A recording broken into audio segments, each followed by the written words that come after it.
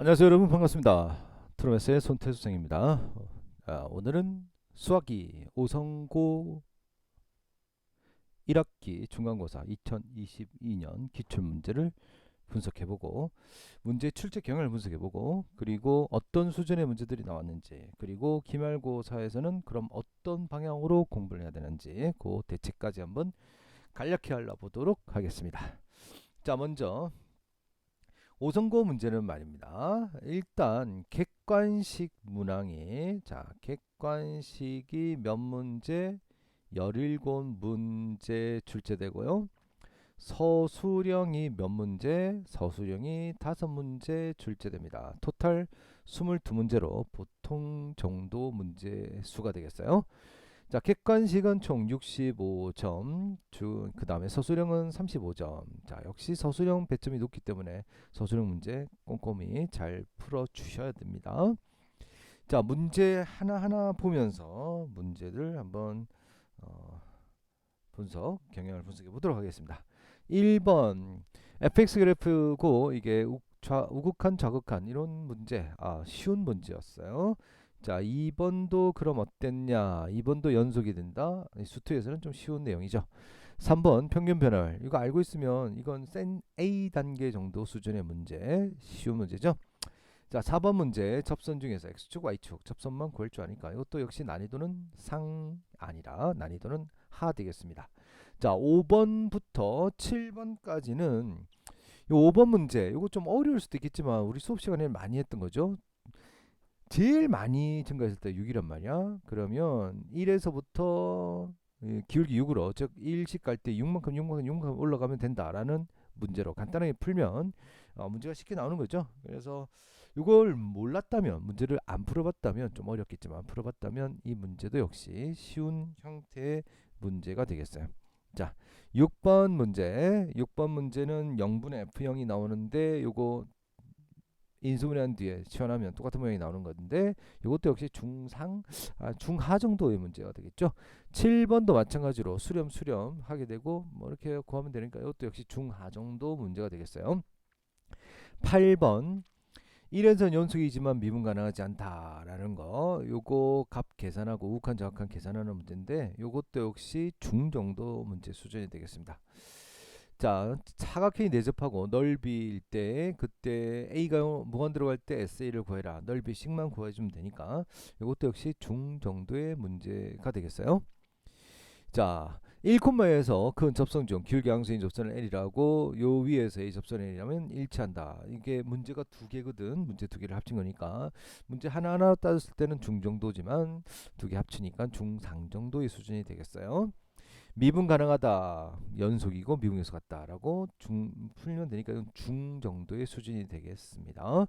자, 12번 문제, 수능 기출 문제죠. 이거 많이 풀어봤던 문제고, 수능 기출 문제는 0,1, 1,0이지만 얘는 0,2, 2,0으로 약간 변형된 문제지만요. 문제 많이 풀어봤기 때문에 이것도 역시 중상 정도의 수준의 문제가 되겠습니다. 13번 문제도 역시 중 정도의 문제 수준. 14번 문제, 요거 얘가 평균값 정리다라는 걸 딱 알고 있으면 바로 구할 수 있는 문제인데, 눈치를 못 챘으면 조금 힘들었을 거예요. 요거는 중상. 15번 절대값을 없애가지고 푸니까 이건 중성도 수준 문제. 16번 약간 좀 어려워 보이죠. 하지만 다항함수를 이용해서 문제를 풀면 되니까 중상 정도 문제 수준. 17번 절대값이 있죠. 요게 약간 상 정도 문제 수준이라고 볼 수 있습니다. 자, 서술형 문제. 요거는 도함수를 구하는 풀이 과정과 답을 쓰세요. 곱셈 문법, 미분 그대로 미분 그대로 이렇게 되는 문제. 하 문제 되겠습니다. 요거는 연속이 된다, 분모양이 아니다라는 걸 이용해서 풀면 되니까, 이거 우리 교과서 문제 풀 때 이거 풀어봤죠. 요 문제는 난이도가 하.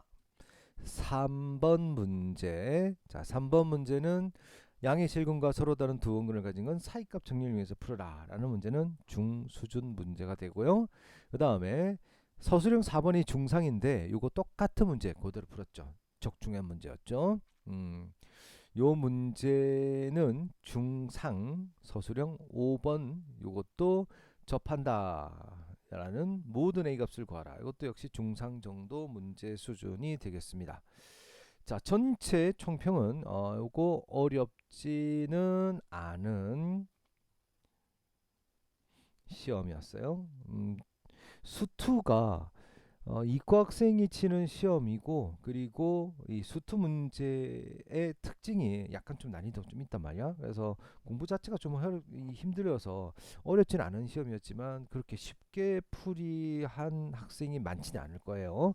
그러니까 어느 정도 적당히 성적은 나왔을 것 같아요. 꼼꼼히 준비했다면 풀 수 없는 문제는 많지 않았다. 자, 그러면 기말 대비는 어떻게 해야 될까요? 첫 번째, 적분 자체가 문제가 좀 어려워요. 그래서 적분 자체의 문제가 확실하게 개념이 익혀질 수 있도록 적분 잘 공부해 주셔야 되고, 두 번째, 난이도는 같거나 올라가리라 예상이 됩니다. 그래서 어떤 문제? 고난도 문제에 대한 적응력을 좀 길러 주셔야겠어요. 그래서 고난도 문제 비중을 좀 늘려서 난이도 있는 문제까지 공부해 주시는 게 맞겠고요. 서술형 문제에서 어, 증명 문제, 이런 증명 문제가 지금 중간고사에서는 안 나왔단 말이야. 기말고사에서는 나올 수도 있으니까 증명 문제 한번 꼼꼼히 좀 봐주시고, 그리고 문제 유형이 수투는 정해져 있는 유형이 많아.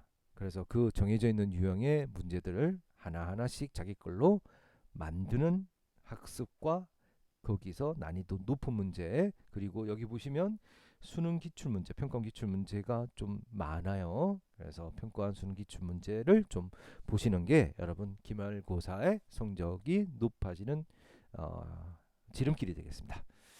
자, 기말고사에 좋은 성적 내시길 기원 드리면서 저는 트루메스의 손태수 승이었습니다.